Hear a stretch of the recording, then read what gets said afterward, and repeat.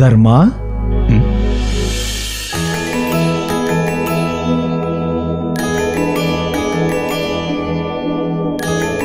துரியோதனன் தங்கள் நாட்டை தர மறுத்தால் நான் என்ன செய்வது? யுத்த பிரகடனம் செய்துவிடவா? வேண்டாம். வேண்டாமா? உன் அசாத்திய பொறுமை என்னை வியப்பில் ஆழ்த்துகிறது தர்மா. ஆனால் உன் சகோதரர்கள் யுத்தத்தையே விரும்புகிறார்கள்.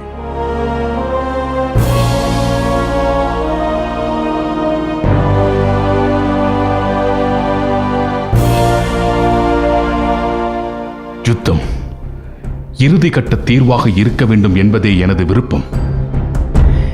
இதைவிட இறுதியாக கட்டம் என்று ஒன்று இருக்கிறதா தர்மா? நான் அறிவேன். நிச்சயம் துரியோதனன் இந்திரபிரஸ்தத்தை திருப்பித் தர மறுப்பான். எனில் முடிவு உன்னுடையதாகவே இருக்கட்டும். என் முடிவா? ராஜ்யம் உன்னுடையது தர்மா. இருக்கலாம். ஆனால் நான் உன்னிடம் முழு சரணாகதி அடைந்து விட்டேன். ஆகவே என் சார்பாக நான் பேச வேண்டியதை நீயே பேசிவிடு. நீ எடுக்கும் முடிவிற்கு நான் கட்டுப்படுகிறேன். நிச்சயம் எந்த உடன்பாட்டிற்கும் துரியோதனன் சம்மதிக்க மாட்டான்.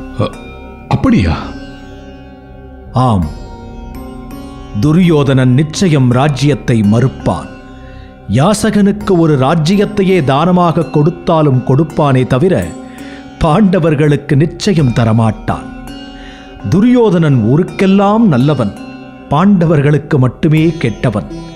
இப்போது சொல், துரியோதனன் சமாதானத்திற்கு உடன்படவில்லை எனில் நான் என்ன செய்ய வேண்டும்? நான் தான் கூறிவிட்டேனே கிருஷ்ணா. அதற்கு மேல் உன் முடிவே என் முடிவு. என் முடிவு யுத்தமாக இருந்தால்? எதுவாக இருந்தாலும் சரி, நீ காட்டும் வழியில் நடக்க நான் சித்தமாக இருக்கிறேன். மகிழ்ச்சி. பாண்டவர்களின் தூதுவனாக நான் அத்தினாபுரம் புறப்படுகிறேன். கிருஷ்ணா, சமாதானம் ஏற்பட்டால் நிச்சயம் நான் அகமகிழ்வேன். தர்மா, உன் பிறவி குணம் உன்னை விட்டு நீங்காது. முடிந்தவரை முயற்சிக்கிறேன். நான் வருகிறேன். முடிந்தவரை சமாதானத்தோடு வா கிருஷ்ணா.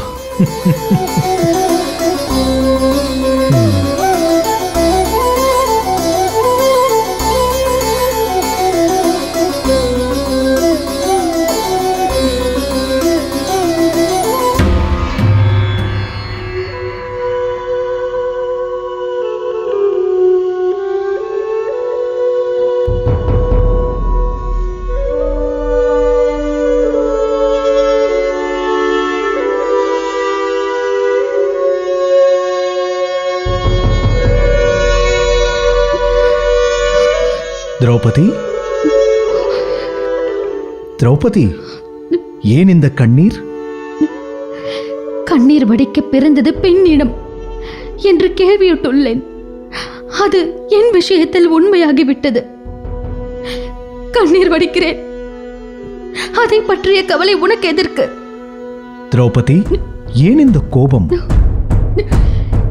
எந்த மதிப்பீடும் இல்லாத என் கோபம் இருக்கட்டும். நீ வந்த காரணத்தை கூறு. நான் அத்தினாபுரத்திற்கு சமாதான தூதுவனாக செல்வது குறித்து அனைவரும் தமது கருத்தை கூறிவிட்டார்கள். இந்த பிரச்சனையின் மூல காரணமே நீ. உன்னுடைய கருத்தை அறிய நான் விரும்புகிறேன். உன்னுடைய சமாதான முயற்சி தோல்வியில் முடிய வேண்டும். திரௌபதி, தர்மன் சமாதானத்தையே பெரிதும் விரும்புகின்றான்.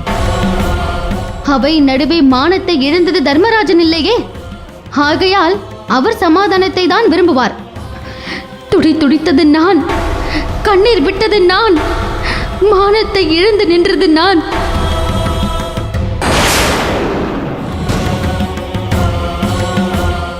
என்னை பணயம் வைக்கும் அதிகார பீடத்தில் இருந்தவர் தர்மராஜன். அதனால் அவர் சமாதானத்தை தான் விரும்புவார். ஆனால் பணைய பொருளாய் நின்றது நான் அல்லவா? பார்வையாளராய் இருந்து பார்ப்பது வேறு, பணைய பொருளாய் நான் பட்ட வேதனை வேறு. ஆகவே எனக்கு சமாதானம் வேண்டாம். என்னுடைய சமாதானம் யுத்தத்தில் அடங்கி இருக்கிறது. ஹத்தினாபுரத்தில் பெருங்குருதி ஆறாக பெருக்கெடுக்க வேண்டும். அந்த குருதி கொண்டு என் கூந்தல் கழுவப்பட வேண்டும். அந்த குருதிக்கு போர் ஒன்றே முடிவு.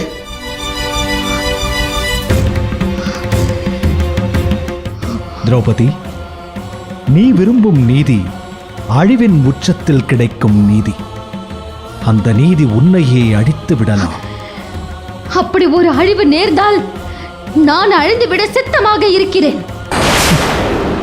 திரௌபதி, உன் தனிப்பட்ட வஞ்சத்திற்கு ஒரு தேசமே அழிய வேண்டும் என்று விரும்புகிறாயா? எனில் நான் இறுதி வரை இதே தலைவிரி கோலத்தோடு ஒரு கைப்பெண்ணை போல அலைய வேண்டுமா? ஒரு நாட்டின் நலனின் முன்னே உன் முடியா கோலமும் கண்ணீரும் பெரிதல்ல திரௌபதி. எனில் நான் பூண்ட சபதம் பொய்யா? திரௌபதி, உனக்கு அநீதி ஏற்பட்ட அதே கணத்திலேயே நீ சபதத்தை நிறைவேற்றி இருக்க வேண்டும். காலம் தாழ்த்தியது உன்னுடைய தவறு. அன்றே அக்கணமே துரியோதனன் உயிரை நீ பறித்திருந்தார், துச்சாதனனை கொன்றிருந்தார், இல்லை அந்த சூதாட்ட அரங்கையே எரித்து சாம்பலாக்கி இருந்தால் அனைவரும் தண்டிக்கப்பட்டிருப்பார்கள். இந்த நாடும் நாட்டு மக்களும் நலமோடு இருந்திருப்பார்கள். ஆனால் உன் சபதத்தால் அத்தினாபுரத்தின் எதிர்காலமே கேள்விக்குறியாகிவிட்டது. உன்னை பணயப் பொருளாக்கிய உன் கணவர்களை நீ மன்னித்து விட்டாய். ஆனால் அத்தினாபுர அப்பாவி மக்களை தண்டிக்கப் போகிறாய். அப்படித்தானே திரௌபதி? கிருஷ்ணா, நீயே அபயம் என்று காத்து கிடந்தேனே, என்னை நீயே குறை கூறலாமா? திரௌபதி என்ற ஒருத்தியின் சாபத்தால் அத்தினாபுரம் அழிந்தது என்ற அவப்பெயர் உனக்கு வேண்டாம். அதனால்தான் நான் இப்போது சமாதான தூது செல்கிறேன். ஆனால் சமாதானம் ஏற்படும் என்ற நம்பிக்கை எனக்கு சிறிதும் இல்லை. எனில் யுத்தம் மூளப்போவது உறுதிதானே? தர்மனிட்ட பணியை செய்கிறேன். மற்றபடி தூதுவனுக்கு என்ன தெரியும்? இப்போது முடிவு துரியோதனன் கையில் இருக்கிறது.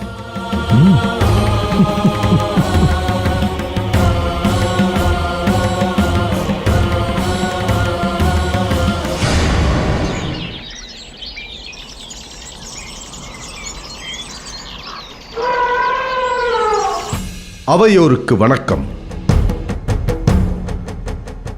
நாளை பாண்டவர்களின் தூதுவனாக ஸ்ரீகிருஷ்ணன் அத்தினாபுரம் வர உள்ளான். இது குறித்து கலந்தாலோசிக்கவே நான் அவையை கூட்டியுள்ளேன்.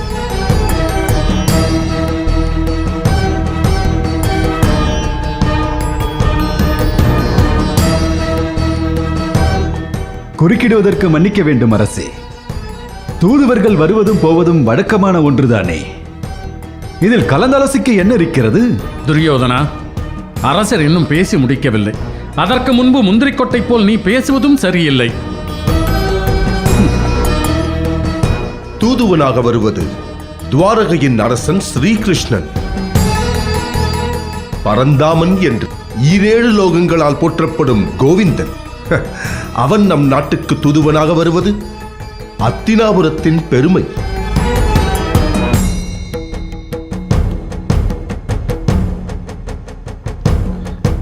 கிருஷ்ணனை மிகச் சிறப்பாக வரவேற்பது நம்முடைய கடமை. இது குறித்து தங்கள் கருத்துக்களை அவையில் முன்வைக்கலாம்.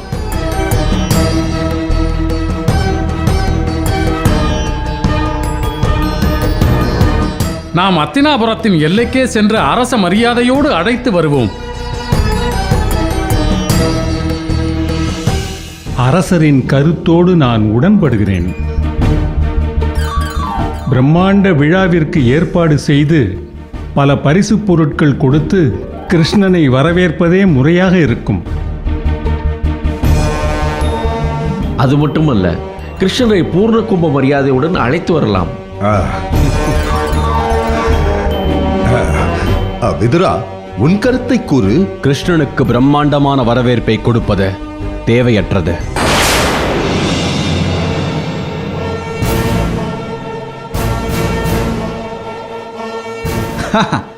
சரியாக சொன்னீர்கள் சித்தப்பா. இப்போதுதான் நீங்கள் எங்கள் வழிக்கு வந்திருக்கிறீர்கள். துரியோதனா, நான் இன்னும் கூறி முடிக்கவில்லை. அதற்குள் முந்திக் கொண்டால் எப்படி? கிருஷ்ணனுக்கு வரவேற்பு கொடுப்பதை விட அவர் எதை எதிர்பார்த்து வருகிறாரோ அதை கொடுத்தால் நல்லது என்று கூற வந்தேன்.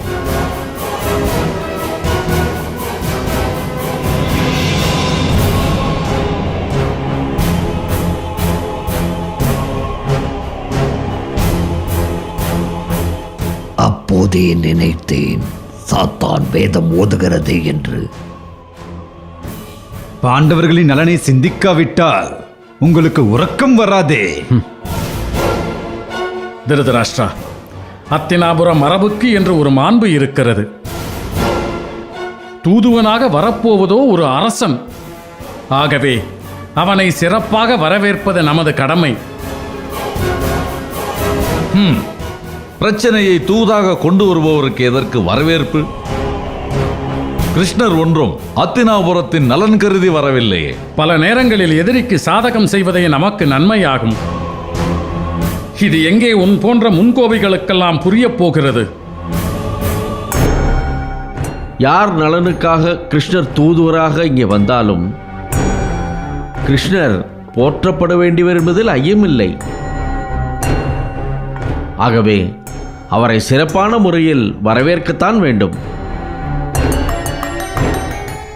அனைவரின் கருத்துக்களும் ஏகோபித்ததாக இருக்கிறது. ஆகவே கிருஷ்ணனை வரவேற்க பிரம்மாண்ட ஏற்பாடுகள் தொடங்கட்டும். ஒரு நாட்டின் இளவரசனாக நான் இதை கடுமையாக எதிர்க்கிறேன். ஒரு சாதாரண தூதுவனுக்கு என்ன மரியாதை கொடுக்க வேண்டுமோ அதை மட்டும் அந்த கிருஷ்ணனுக்கு கொடுத்தால் போதும். எந்தவித சிறப்பு ஏற்பாடுகளும் கூடாது. துரியோதனா, நான் சொல்வதை கேள். கிருஷ்ணன் தூதுவனாக வந்தால் இது தேவையில்லை. ஆனால் கிருஷ்ணன் ஒரு நாட்டின் அரசன். அது மட்டுமல்ல, நாம் துவாரகையோடு சம்பந்தம் செய்துள்ளோம். ஆகையால் பெரியோர்கள் சொல்படி கேட்டு அதன்படி நடப்பதுதான் உனக்கு நல்லது.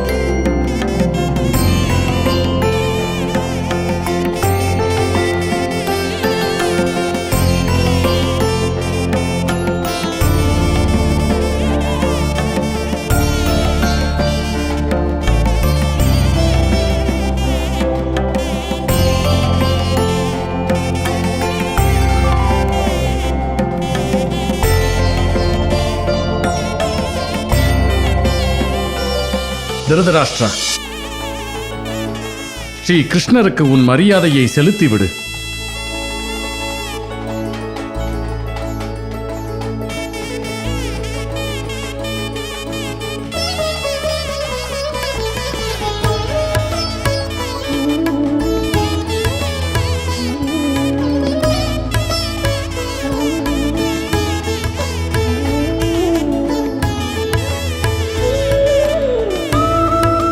பார்போற்றும் நந்தகோபனே வருக, பூபாலனே வருக, கோபாலனே வருக, எம் குலம் காக்கும் கோவிந்தனே வருக, ஈரேழு லோகங்களும் போற்றும் நாராயணனே வருக, வருக, வருக.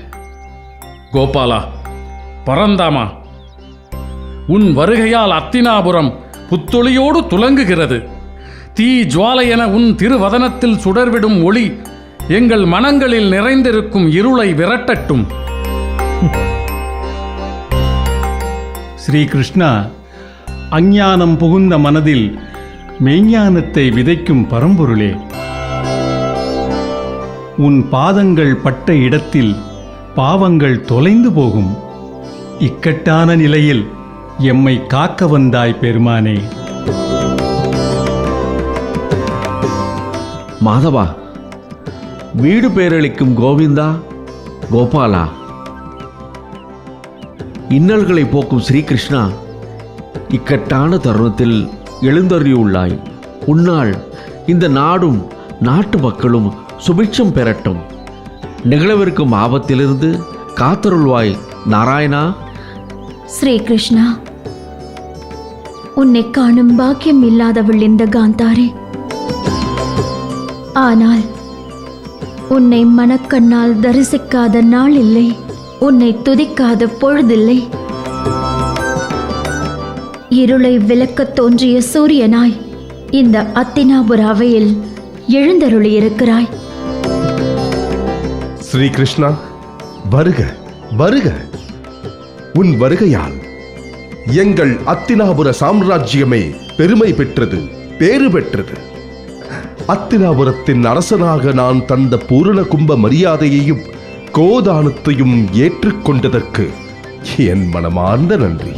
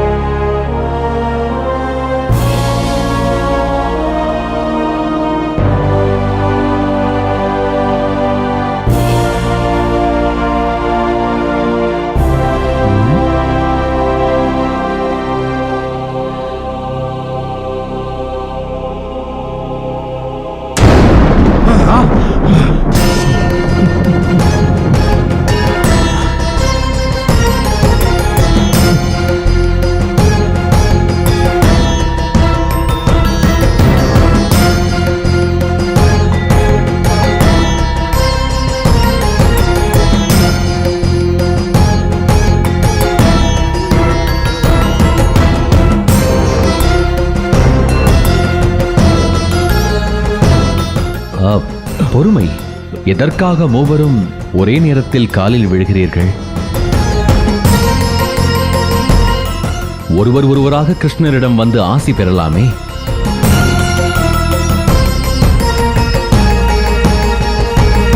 விதுரா, என் புத்திரன் துரியோதனன் ஸ்ரீகிருஷ்ணனிடம் ஆசி பெற்றானா?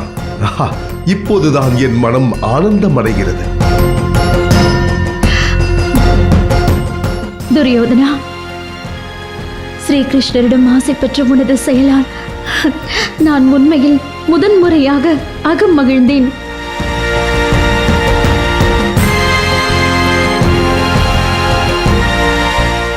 துரியோதனா, அரண்மனை வரை வந்த நான் உனக்கு ஆசி வழங்காமல் சென்று விடுவேனா? ஆணவமும் செருக்கும் நீங்கி அகம்பாவமும் இருமாப்பும் களைந்து நீ நீடோடி வாழ இறைவனை பிரார்த்திக்கிறேன். துச்சாதனா, அச்சத்தில் பிறந்தது உன் பக்தி, இருந்தாலும் மெச்சத் தகுந்தது. எண்ணம் போல் வாழ்வாய். கர்ணா, நீ நல்லவன், தயாளன், அது மட்டுமல்ல, ஆதவனையே வெஞ்சும் கொடையாளி.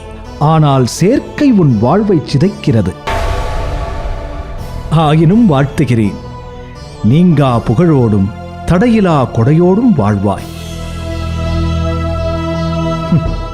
சகுனி மாமா, வணங்க விருப்பம் இருந்தும் உம் வயது தடுக்கிறது. ஆயினும் வாழ்த்துகிறேன். சூதும் சூழ்ச்சியும் நீங்கி வீர சொர்க்கம் அடைவீராக.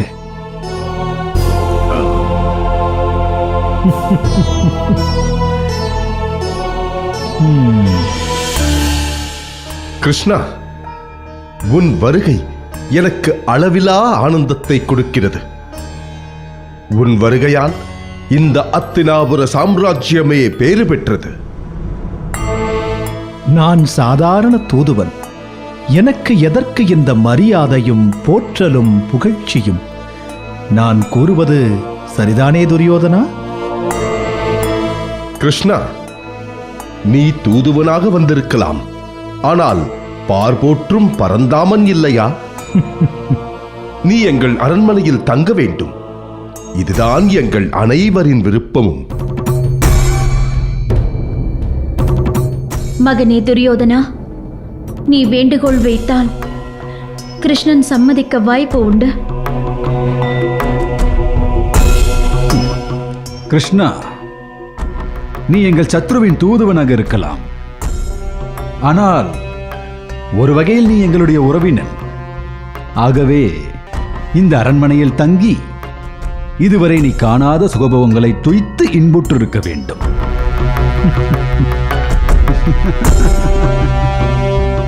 இது போன்ற ஒரு வாய்ப்பு உனக்கு கிடைக்காது.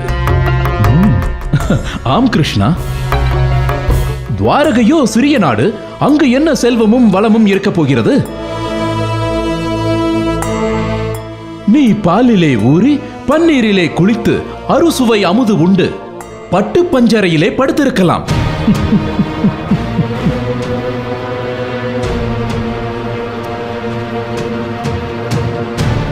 தங்களின் அன்பான உபசரிப்பிற்கு மிக்க நன்றி. ஆனால் தங்களின் விருந்தோம்பலை ஏற்றுக்கொள்ளும் நிலையில் நான் இல்லை. கிருஷ்ணா, உன்னை ஏன் தகுதி குறைவாக நினைக்கின்றாய்? எப்போது நான் உன்னை ஏற்றுக்கொண்டேனோ அப்போதே நீ உயர்நிலை அடைந்து விட்டாய். கவலை கொள்ளாதே. உனக்கு சமமான அந்தஸ்தை எனக்கு நீ அளித்தாலும் நீ எனக்கு சமமானவனாக முடியாது துரியோதனா. நான் மறுத்ததற்கான காரணம் நம் அந்தஸ்து பற்றியதல்ல. நான் உனக்கும் உறவினன், உன் சத்ருவான பாண்டவர்களுக்கும் உறவினன். இந்நிலையில் நான் தங்கள் அரண்மனையில் தங்குவது முறையாகாது.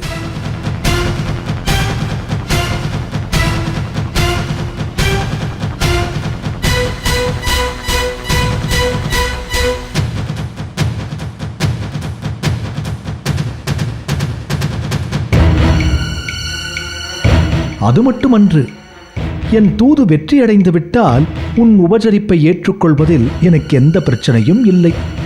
ஒருவேளை சமாதான முயற்சி தோல்வியடைந்து விட்டால் உன் உபசரிப்பை ஏற்றுக்கொண்டது எனக்கு பிரச்சனையாகிவிடும். அதனால்தான் தவிர்க்கிறேன். பிறகு எங்கே தங்குவதாக உத்தேசம்? ஊரில் எத்தனையோ சத்திரங்கள், சாவடிகள் இருக்கின்றன இல்லையா கிருஷ்ணா?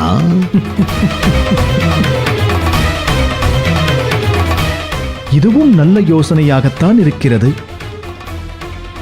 ஆனால் எனக்கென்று ஒரு இல்லம் இந்த அத்தினாபுரத்தில் இருக்கிறது. அங்கே நான் தங்கிக் கொள்கிறேன்.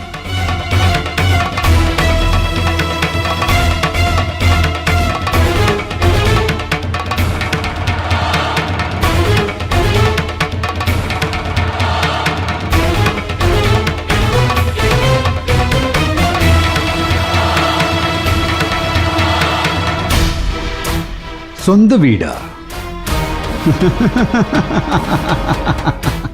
அத்தினாபுரத்திலா? அதுவும் எனக்கு தெரியாமலா? எங்கே உள்ளது? அத்தினாபுரம் மட்டுமல்ல, இந்த அகிலமே கிருஷ்ணனுக்கு சொந்தமானது. அது உனக்கு புரியாது துரியோதனா. இந்த அகிலமே வேண்டுமானாலும் கிருஷ்ணனுக்கு சொந்தமாக இருக்கலாம். ஆனால் இந்த அத்தினாபுரம் என்றுமே கிருஷ்ணனால் சொந்தம் கொண்டாட முடியாது. ஏனெனில் இது இந்த துரியோதனனுக்கே சொந்தம். உன் உடலில் இருக்கும் உயிர் கூட உனக்கு சொந்தமில்லை.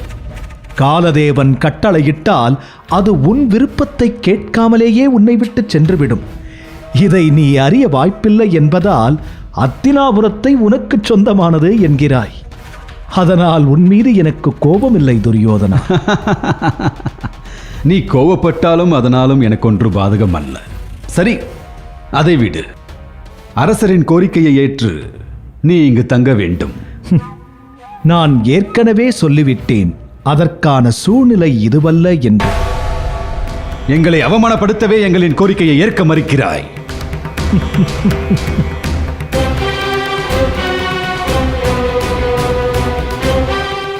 யாரையும் அவமானப்படுத்துவது என் நோக்கமல்ல. பாண்டவர்களுக்கும் கௌரவர்களுக்கும் பொதுவாக வந்த நான் உனது இடத்தில் உறைவது முறையல்ல. புரிந்து கொள். இன்று நான் பயணக் களைப்பில் இருக்கிறேன். நான் என் இல்லம் சென்று ஓய்வெடுக்கிறேன். அரசே, அரசவைக்கு நாளை வருகிறேன்.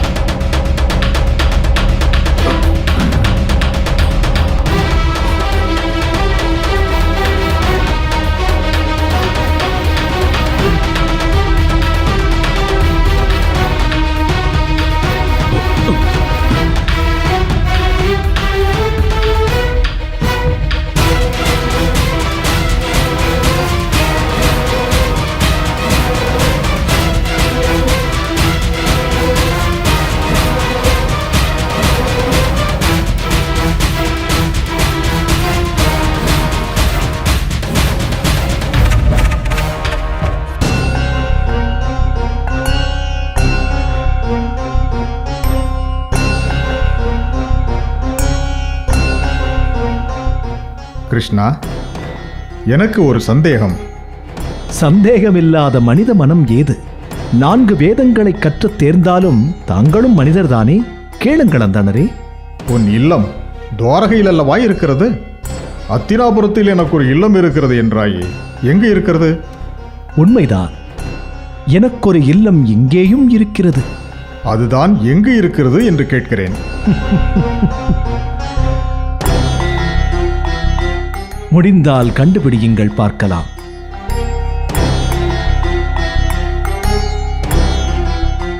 அந்த இல்லம் எங்கே இருக்கிறது என்று எனக்கு தெரியும்.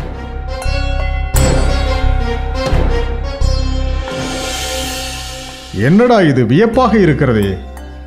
நமக்கு தெரியாமல் அத்தினாபுரத்தில் கிருஷ்ணருக்கு ஒரு இல்லமா? எங்கேதான் இருக்கிறது?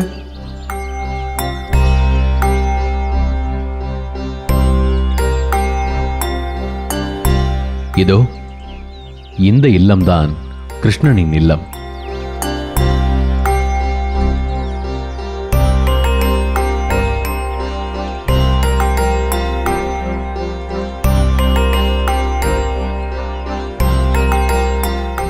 மகாமந்திரியாரே, இது தங்களின் இல்லம் அல்லவா?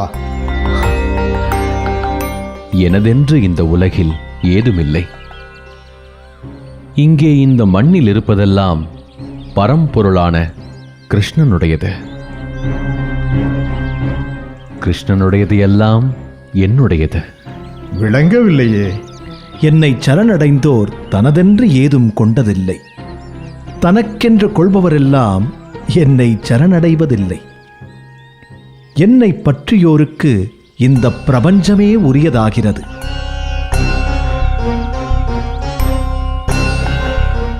என்னை கைவிட்டோருக்கு ஏதும் உரித்தாவதில்லை. என்னுடையது உன்னுடையது என்பது வெறும் மாயை. அனைத்தும் இந்த பிரபஞ்சத்திலிருந்து எடுக்கப்பட்டவை. கிருஷ்ணா, இந்த பிரபஞ்ச ரகசியத்தை எத்தனை சூட்சமமாக கூறிவிட்டாய். இது புரிந்தால் யுத்தமேது, பங்காளி சண்டை ஏது? இது புரியாமல் தானே எனதென்றும் உனதென்றும் அடித்து மாய்கிறார்கள் இந்த மானிட பதர்கள்.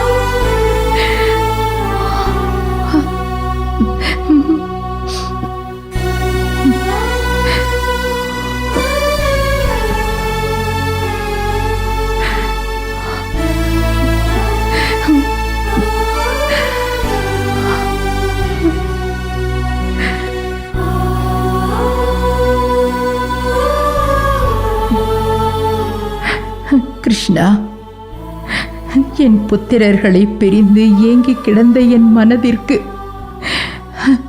நல் மருந்தாய் வந்து சேர்ந்தாய். உன்னை காண வேண்டும் என்றுதான் நான் இங்கே வந்தேன் அத்தை. உன்னோடு மனம் விட்டு பேச எனக்கு மனம் கொள்ளா ஆசை. அதுதான் வந்து விட்டேன். கண்ணீரை துடைத்து விடு, கவலையை விடு.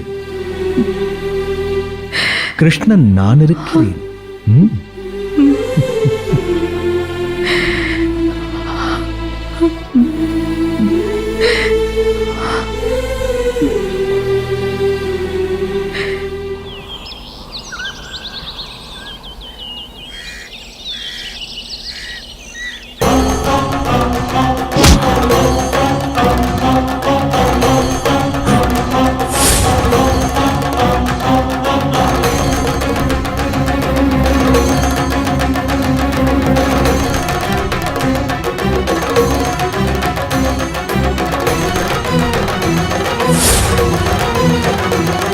எனக்கென்று ஒரு இல்லம் இந்த அத்தினாபுரத்தில் இருக்கிறது.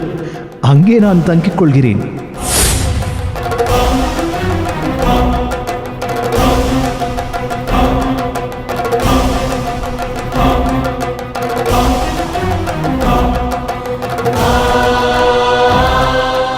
மருமகனே. மாமா, இப்போது நீங்கள் என்ன கேட்கப் போகிறீர்கள் என்று எனக்கு தெரியும்.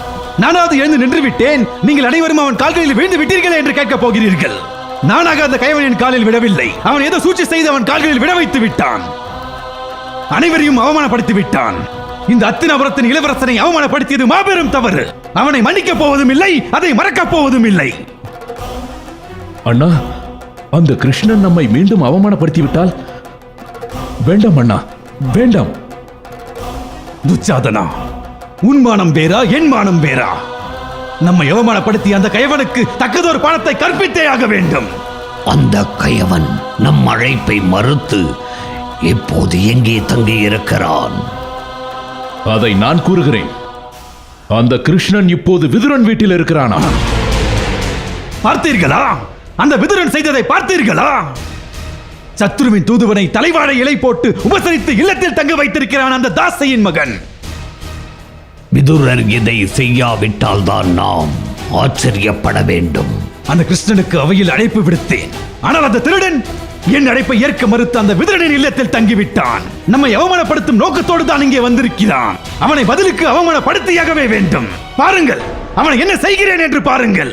அவனை எப்படி என் கால்களில் விழ வைக்கிறேன் என்று பாருங்கள். நண்பா, உன் உணர்வுகள் நியாயமானது.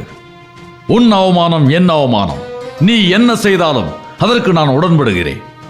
அண்ணா, கிருஷ்ணனை காலடியில் விழ வைக்கிறேன் என்று கூறினாயே, அது எப்படி சாத்தியம்? நாளை அந்த கிருஷ்ணன் அவைக்கு வருவான்.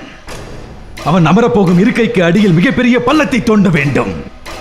அது தெரியாதவாறு ஆசனத்தை அமைக்க வேண்டும். அவன் அமர்ந்ததும் என் கண்கள் அசைந்ததும் அந்த கிருஷ்ணன் என் கால்களில் விட வேண்டும். மாமா, இதை யாருக்கும் தெரியாமல் பார்த்துக் கொள்ளுங்கள். மாமா, என்னை தன் காலடியில் விட வைத்த அந்த கிருஷ்ணன் வருவான். நான் எப்படி அவன் கால்களில் விழுந்தேனோ அவனும் அதே போல் என் காலடியில் விட வேண்டும். அந்த கிருஷ்ணன் சூழ்ச்சிக்காரன். நாம் ஒன்று செய்ய நினைத்தால் அவன் முந்திக் கொண்டு வேறொன்று செய்வான். இம்முறை அந்த கிருஷ்ணன் மண்ணை கவ வேண்டும். மாமா, மருமகனே, உன் விருப்பத்தை நான் நிறைவேற்றுகிறேன்.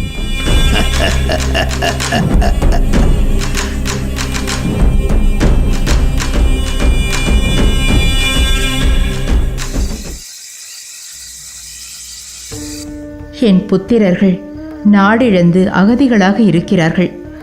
அவர்கள் அரசாள வழி உள்ளதா கிருஷ்ணா? எனக்கு தெரிந்தவரை கண்ணுக்கெட்டிய தூரம் வரை இல்லை அத்தை. கிருஷ்ணா, அவர்கள் ஏற்கனவே மனம் புண்பட்டிருக்கிறார்கள். ஆறுதலாக ஏதாவது பேசு கிருஷ்ணா. ஆறுதலாக பேசிவிட்டால் புறையோடிப் போன புண் ஆறிவிடுமா விதுரரே? காயத்தை ஆற்றும் போது வலியை சகித்துத்தான் தீர வேண்டும். நீ எங்களின் காயத்தை ஆற்றுவாய் அல்லவா கிருஷ்ணா? அந்த நம்பிக்கையோடுதான் நான் வந்திருக்கிறேன். துரியோதனன் பாண்டவர்களின் ராஜ்யத்தை திருப்பிக் கொடுத்து விடுவானா கிருஷ்ணா? இந்த கேள்வியை நீ துரியோதனனிடம் அல்லவா கேட்டிருக்க வேண்டும். கேட்டேனே. கொடுக்க சம்மதித்தானா? அந்த ஆணவம் பிடித்தவன் எப்படி சம்மதிப்பான்? ராஜ்யத்தின் பட்டத்து அரசினி. நீ கேட்டே அவன் சம்மதிக்கவில்லை. நான் கேட்டா கொடுத்து விடப் போகிறான். பிறகு எதற்காக தூதுவனாக நீ வந்தாய்? இது என்ன வம்பாய் போயிற்று? உன் புத்திரன் தர்மன் என்னை அனுப்பி வைத்தான், நானும் வந்தேன். அப்படி என்றால் இந்த பிரச்சனைக்கு தீர்வுதான் என்ன? நாளை முடிந்தவரை துரியோதனனிடம் மன்றாடி பார்க்கிறேன். அதன் பிறகே முடிவு தெரியும். ஒருவேளை யுத்தம் மூண்டால்?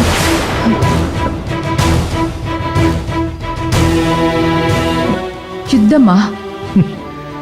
அதற்கு முன்பு யோசிக்க வேண்டிய விஷயங்கள் அநேகம் உள்ளன விதுரரே. யுத்தம் மூண்டால் தாங்கள் யார் பக்கம்? கௌரவர்கள் பக்கமா இல்லை பாண்டவர்கள் பக்கமா? சந்தேகத்திற்கே இடமில்லாமல் நான் கௌரவர்கள் பக்கம்தான்.